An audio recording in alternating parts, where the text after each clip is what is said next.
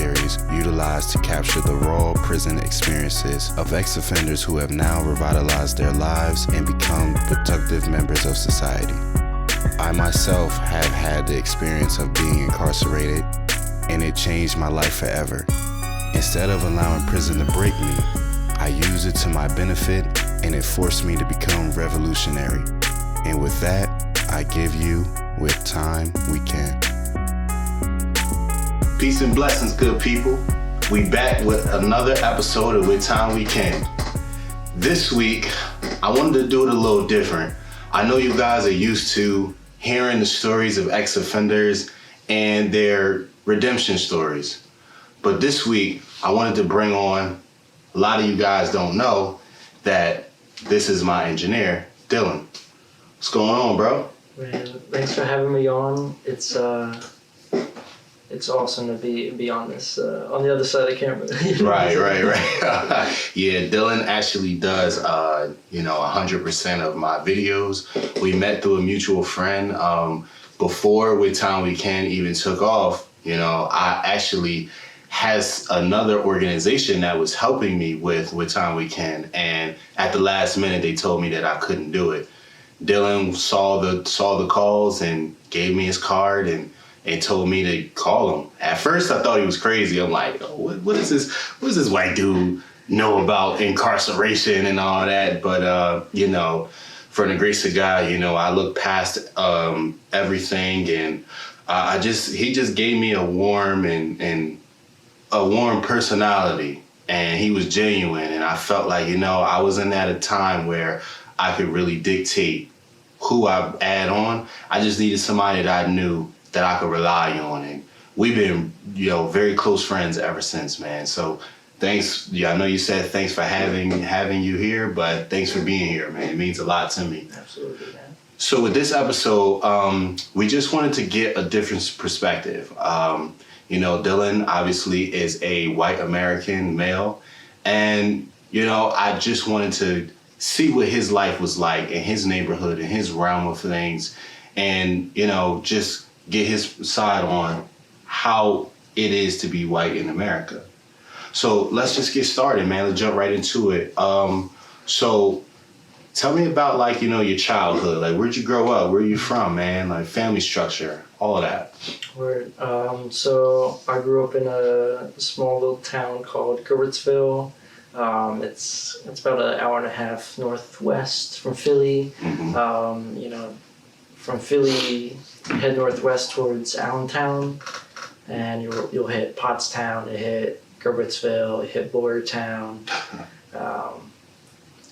Probably Pottstown is the closest town that some people may know. That was the closest one to me. But Gilbertsville, really small town, went to high school in Boyertown, and there, especially in the high school, not many people other than white.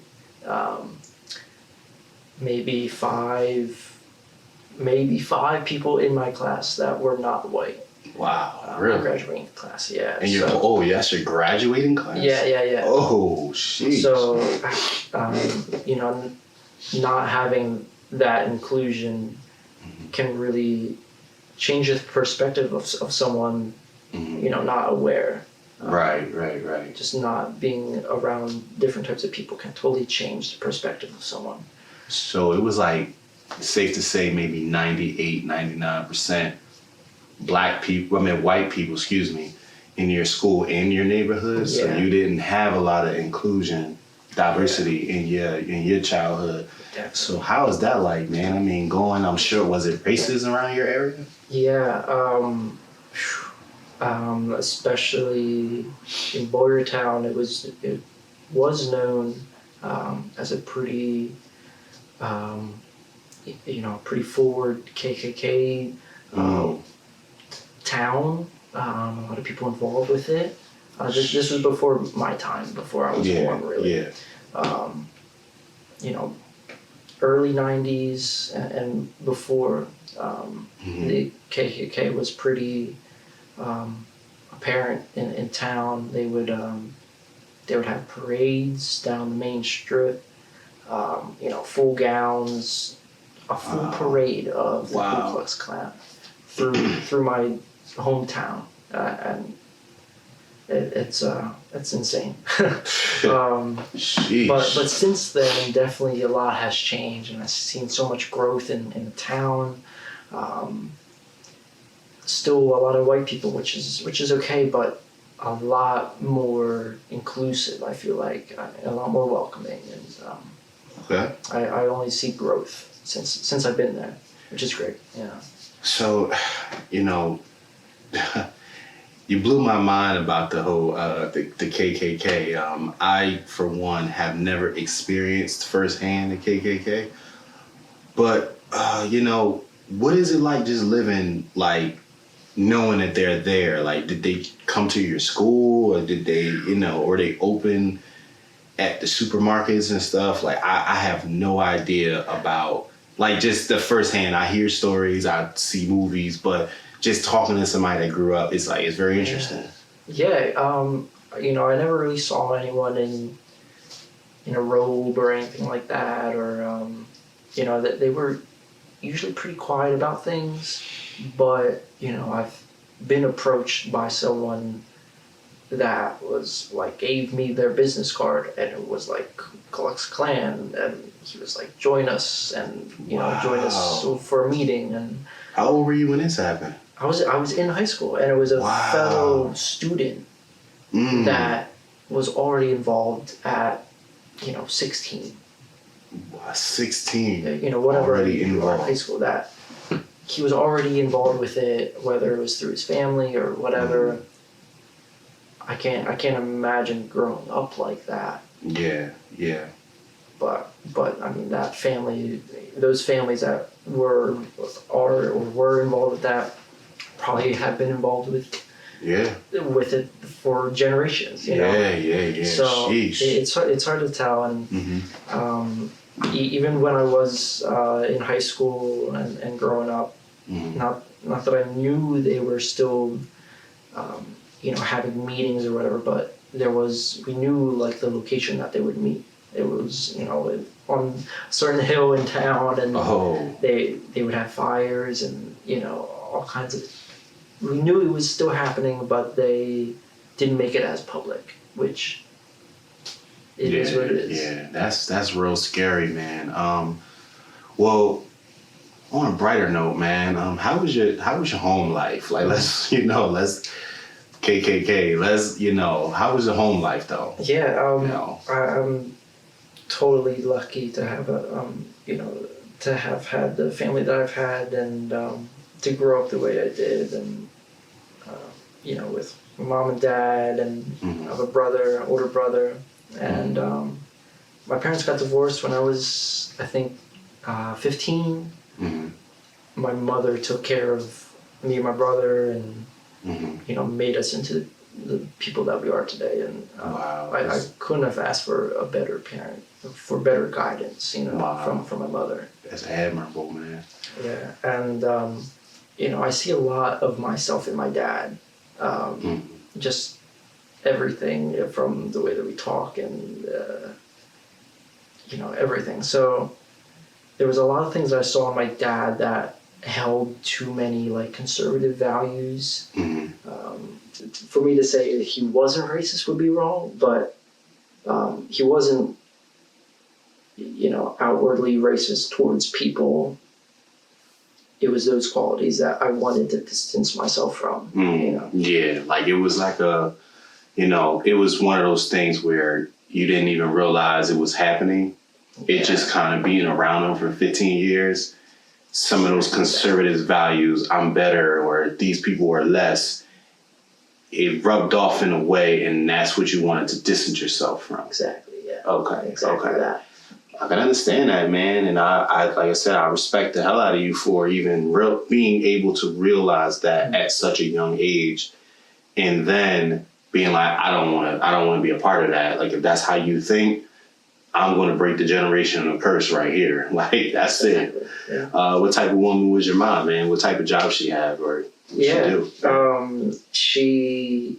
She worked in my elementary school that I went to, and she was a for over 20 years, special needs aide. She worked with special needs students. Oh, nice. And, in a way, going into work with her every day, going to the same school, and seeing that my mom was part of helping students and teaching students. Right. Really motivated me to be, if I had the opportunity to help someone else, I'm gonna take that jump.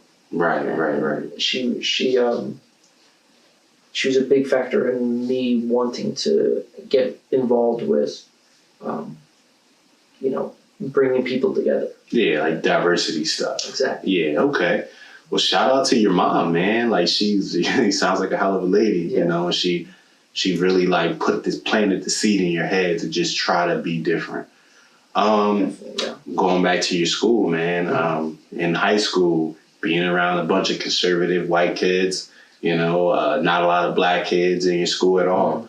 How do you separate yourself from that way of thinking? Like, your mom planted a seed in your head, but to be different, but the majority of your community in your school at large is, we're white and we're better.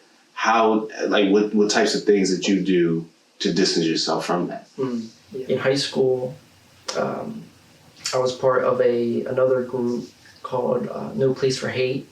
And with that, it was maybe 20 students or so.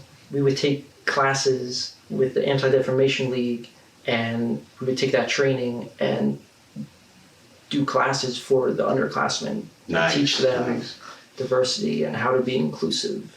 And nice. That was also a major change in high school. Just to, for the student body to see a group of students devoting a section of their time to working with other people and to purposely bringing people together. Right. Now, are you like a founding father of that organization? Yeah, my class was one of the first. I'm pretty sure we were the first year to start all that, at least all the training and everything, and then actually teaching other students. Yeah, that's dope, man. I was so lucky to be part of that, and bringing those moments with me for the rest of my life. Right. This is what I want to do with my life. Making people come together. Now, is that organization that you were a part of, is it still around? No Place for Hate, is it still in the schools and doing stuff? Yeah, I'm pretty sure they're still doing the same program. Nice. Okay. Yeah, they are still considered a No Place for Hate school. I think before I started, but that's a major part of their school district is No Place for Hate, just like that title. That's dope, man. That's dope. Well, I like that, man. I like that. And it's funny because it probably was a spinoff of, not a spinoff, but in direct connection to the Ku Klux Klan being around. So they're like, okay, these kids need to get something more positive going on in the school. Exactly. So that way these KKK members aren't drafting them at a young age. Yeah. So I like that, and I'm glad that you I get to sit down and speak to one of the founding members of that. All right, so definitely I want to talk about the incarceration piece now. Large part of our movement, as with Time We Can, is about the raw prison experiences of people that are ex-offenders. So with you've never been to prison, but you lived by one of the biggest state penitentiaries in Pennsylvania, which is Graterford State Prison, which is now closed and moved over to State Correctional Institution at Phoenix, which is right next door, which is even bigger than Graterford. So my question to you is, so how was that like? I know you had to see so many prison buses coming up there to Graterford, dropping people off, and the yard, and all those thousands of men outside. What was it like? How did you feel seeing that? Yeah, I never really got close to the area, but even just driving by, just knowing that there were so many lives that were stuck there. Wow. It just, yeah, seeing buses coming in and out all the time. Yeah. Yeah, I didn't really have any family or no that many friends or anyone that has been to prison, so in a way I am very disconnected from that feeling of not having someone there, or not having a life, or having a life in prison. Mm-hmm. So I can't speak for anyone, that has gone through that, but being aware that that was always close by, it keeps in the back of your mind, like there are so many people's lives being affected. Yeah. I mean, I can only imagine, man. I'm from Jersey, as you know, and I grew up around New Jersey State Prison, which is huge, but it is not even in comparison to Grateford State Prison.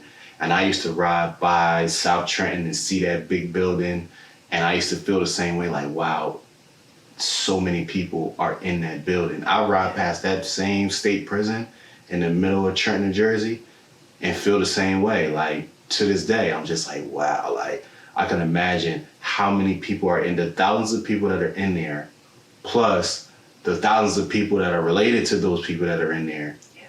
And if they have victims, those families are affected. Yeah. So all those men and women that are in that building, that it's just like a nightmare. It's like Grateford, I've seen it up close. And that's like a dungeon, man. It's not even a building. I'm like, wow, this building is like bigger than my college, And I'm just like, just knowing that our state invested all that money into that prison and then made an even bigger prison next door to add more people in there. I'm just like, good Lord, man.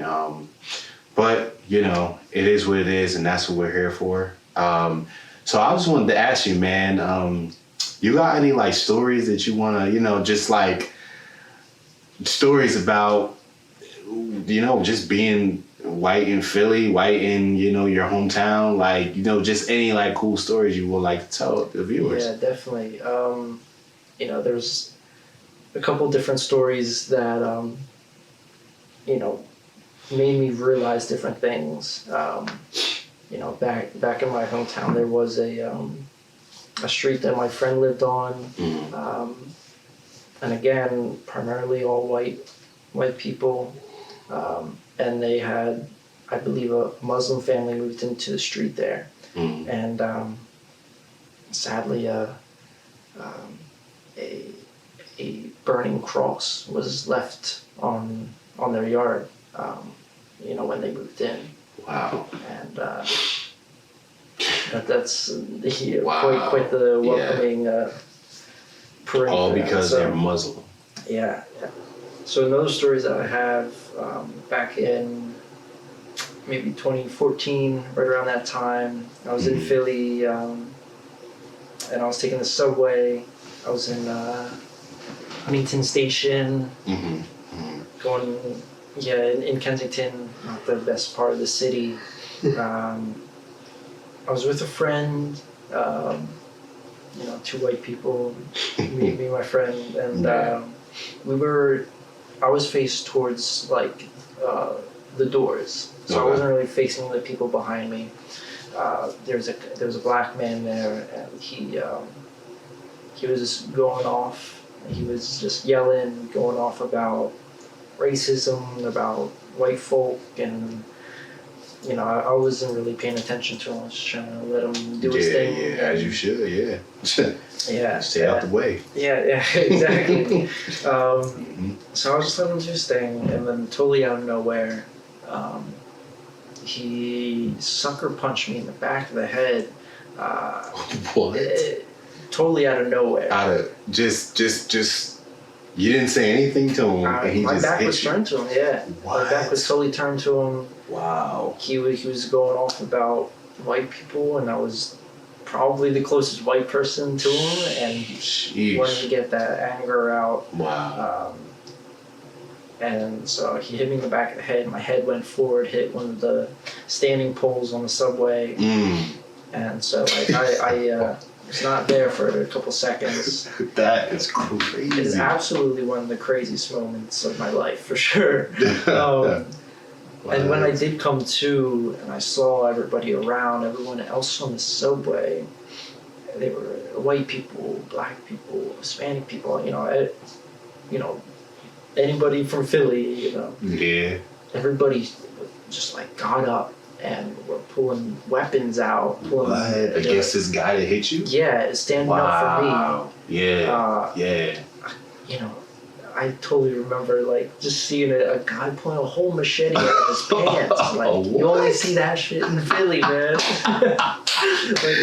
the craziest thing. Oh man. And so at that moment I was just totally like, wow, like these random people have my back for no reason. They saw like this guy, didn't have a reason to target me specifically, but like it was then that I saw like there's for every one, whether I want to call him racist or for one hurting man there was 10 great people that were willing to stand up for someone else. That's dope. Man. I like that. Totally like opened my eye to like there's a lot less racist people than racist what we should assume. Yeah. That's dope, man. Yeah. So how did it, how do you feel about the guy who hit you?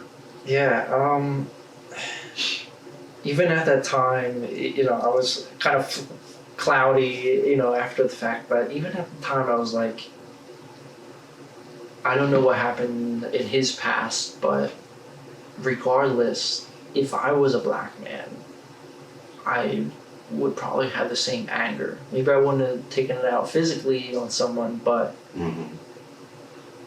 I understand that a lot of people that aren't white, or a lot of people that are a minority in some type of way, have anger, and they can be blamed for that, for something that they don't have control over. Wow.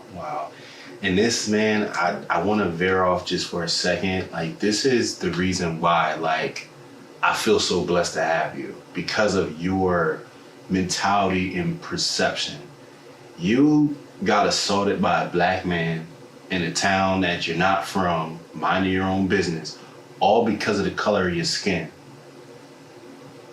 A corrupt mind could have easily said, you know what, fuck all black people, N-word this, N-word that, now I don't care if police brutality, I don't care about mass incarceration. Yeah. But the fact that you were able to like be conscious enough to say, this black man is hurting, this person, you may really went through some stuff with white people.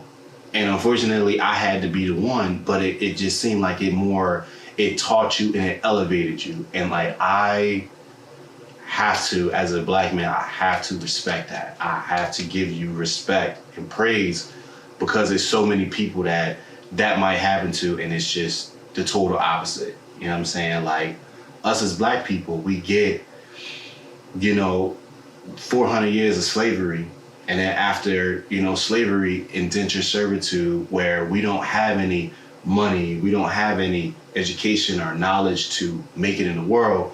So we work for the same people who enslaved us, because that's all we knew for the last 400 years.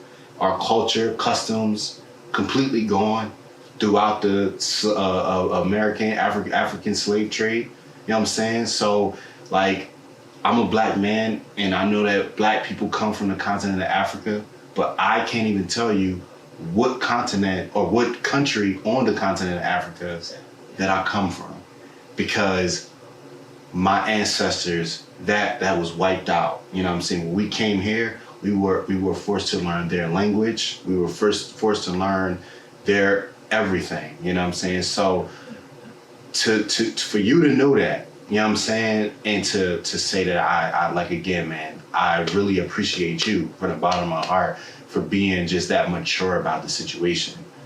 And just being a part of a greater cause. So another question I always wanted to ask you, man, now that we on the topic, it's like, why With Time We Can? Like, what about, the movement, mass incarceration, with time we can achieve? You could fill in the blank after Ken with anything you want. Why this organization that you chose to devote your time and energy to help me push this agenda? Yeah, I mean, even in the title itself, I think it tells so much. It does kind of leave it open-ended to think about what a little bit of time can do for someone, Mm-hmm. But not even, I mean, time as in any sense, whether it is jail time or if it is spending time with someone that isn't like you. Right. That having an opportunity to work on these shows and to be a part of this is a lot bigger than what we could even perceive. Yeah. The amount of people that do watch these shows are exposed to stories that they would never, be exposed to, and it's only until someone can understand someone else's struggle that they can respect someone else, someone else's hardship, Yeah, like you couldn't have said it better. You're actually one of the founding fathers of With Time We Can too. With Time We Can really took off when I met you. So I feel like, when I met you, it kind of propelled the initial purpose of With Time We Can. It was for, guys who've been incarcerated that allowed the state that they were incarcerated in or the county that they were incarcerated in to speak for them. And I wanted to create a platform for them to speak for themselves and tell their own story. But, over the course of time, I realized that With Time We Can be utilized for any situation. Like even with this situation, with time, me and you created this platform. You know what I'm saying? Like it doesn't matter.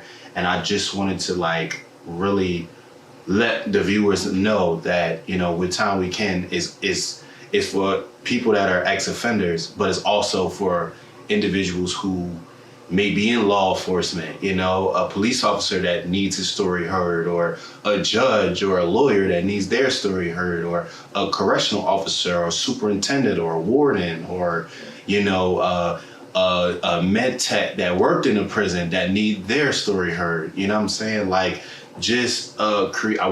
We wanted to create a space. So that's why we felt it necessary to have this interview, so that way Dillon and I can explain and you can see the diversity. Even in this small platform, you can see the diversity that, we both trust each other, we work well, we like brothers, we always talking, and we're creating something very special for the people. So I guess with that said, man, I want to ask you one last question. You know what I'm saying? Usually I end off every episode on a note where I ask the ex-offenders to give advice to the younger generation coming up, give advice to, let them know that this isn't the way to go. I'm a living testament that prison is very much real. Stay away, etc., etc. Well, what I want you to do is answer a two-part question for me.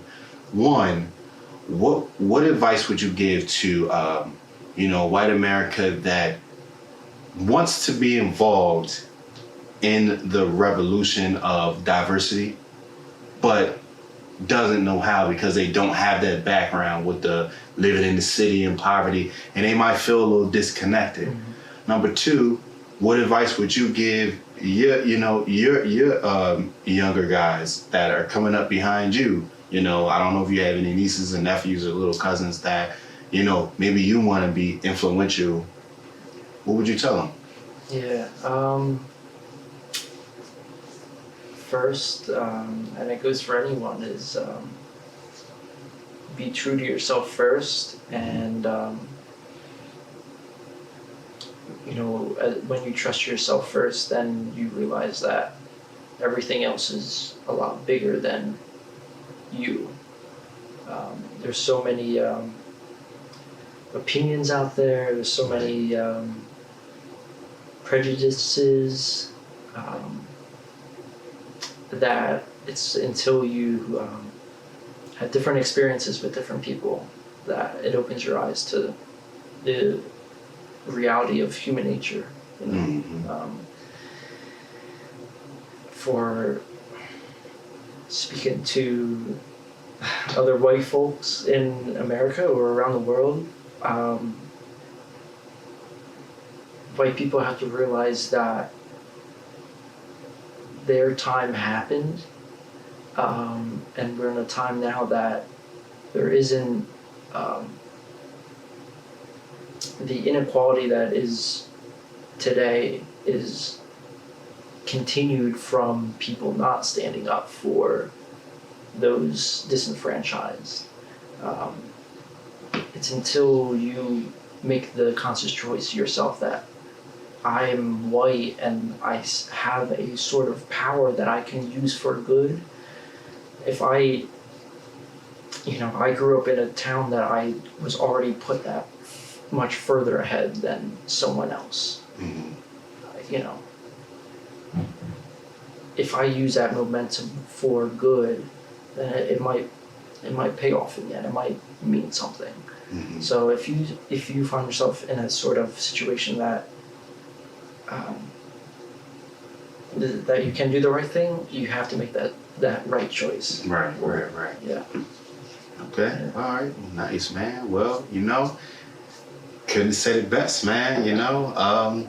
Just want to say thank you, man, for being on the show and showing the world who the With Time We Can't engineer is, man. This was actually one of the better episodes. Very diverse episode. Yeah. I gotta say, mad respect for you, Brian, because bringing me on the show, totally outsider. I have no experience in a penitentiary or anything like that, but it is getting as many different perspectives on a situation that we become united in that sense, understanding each other. Okay. Thank you. I appreciate that, man. And, my hopes with this episode and this organization, but specifically this episode, is to, allow people to feel comfortable.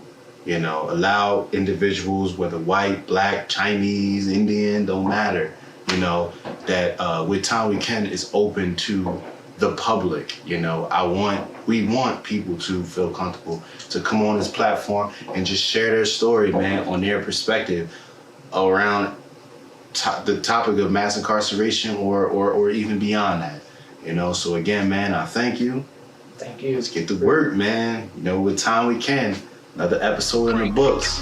We out.